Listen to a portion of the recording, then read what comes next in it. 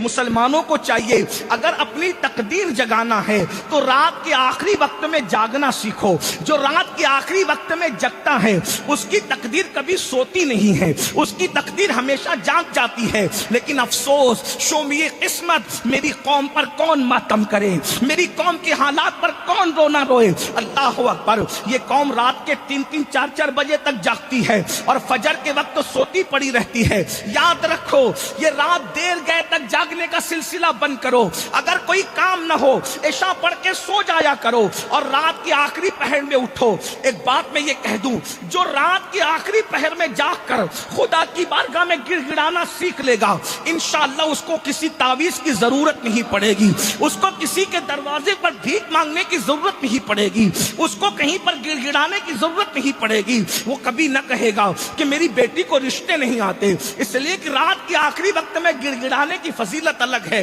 میں اپنے جوانوں سے کہتا ہوں, بہت سے میرے جوان ایسے ہیں نا, کہتے ہیں حضرت اتنی بڑی بڑی ڈگری لے کر گھوم رہے ہیں, نوکری نہیں ملتی. میں کہتا ہوں میرے عزیز, رات کے آخری حصے میں گڑ گڑا کے دیکھ, خدا مل جاتا ہے نوکری کی اوقات کیا ہے. کوئی کہتا ہے بیٹی کو رشتہ نہیں آتا, خدا کے یہاں گڑ گڑا کے دیکھ رات کے آخری حصے میں, پھر دیکھ اس وقت کے گڑ گڑانے کی بات ہی الگ ہے. اس وقت جب رو گے نا, نہ کوئی دیکھنے والا ہوگا نہ کوئی سننے والا ہوگا. اللہ اکبر, تم ہوں گے تمہارا یار ہوگا. اور اس وقت رونے کا مزہ ہی کچھ اور ہے. جب آنسو موٹے موٹے ٹپکتے ہیں تو دل کے بوجھ پر جو ہمالا رکھا ہے وہ اللہ اکبر ایسے اترتا ہے جیسے آٹے سے بال نکال لیا جاتا ہے, ویسے تمہارے دلوں سے مصیبتوں کا پہاڑ اٹھا لیا جاتا ہے. تھوڑا کر کے تو دیکھو, میری قوم سب ہم لوگوں سے کروانا چاہتی ہے, خود کچھ نہیں کرنا چاہتی.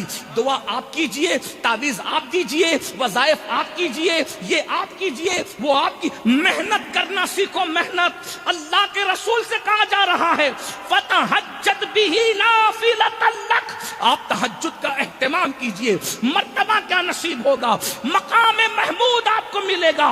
اب یہ مقام محمود کیا ہے اس کو سن لیجئے. جس دن کسی کو کوئی مقام نہیں مل رہا ہے اس دن صرف میرے اور تمہارے محبوب کو, میلاد والے مصطفیٰ کو جس کا کلمہ پڑھتے ہو ان کو مقام محمود نصیب ہو رہا ہے. اور مقام محمود کی مختلف شکلیں ہیں. پہلی شکل یہ بتائی جاتی ہے کہ مقام محمود یہ ہوگا کہ اللہ اپنے عرش پر, توجہ, اللہ اپنے عرش پر اپنے ساتھ اپنے محبوب کو بٹھائے گا.